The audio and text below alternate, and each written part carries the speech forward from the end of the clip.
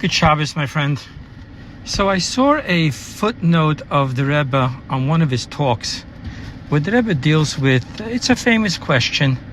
So we learn out from the beginning of this week's Torah portion that when Abraham saw the guest, he thought they were people, they were angels that came as people.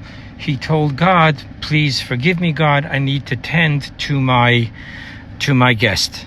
So we can imagine what's going on here. I mean, God came to visit Abraham. God came to do the mitzvah of Bikar Cholim, visiting the sick. It was 3 days after his circumcision. And Abraham tells God, I know you came to see me and the greatness of that, but I'm going to have to ask you to please forgive me and wait while I tend to my guest. From here, our sages say that greater is hosting guests than receiving the divine presence. Okay, so we know it because Abraham did it. But how did Abraham know that that's permissible to tell God to wait because there are guests, human guests that need his help? And in the footnote, the Rebbe says something amazing.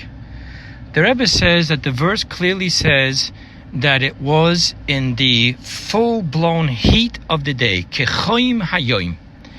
Rashi quotes our sages and says that because God didn't want to bother Abraham with any having to deal with guests running around preparing 3 days after circumcision, so God removed the sun from its shield and the full blast of the heat of the sun was upon the earth. And the Rebbe points out something interesting. Abraham sees that God made it miraculously hot. Not just hot, miraculously hot. Now, Abraham asked himself a question. If God is here and I have to tend to God's presence, why would God worry if they were guests or if they weren't guests? I wouldn't be allowed to tend to them anyway when I'm standing in the presence of God.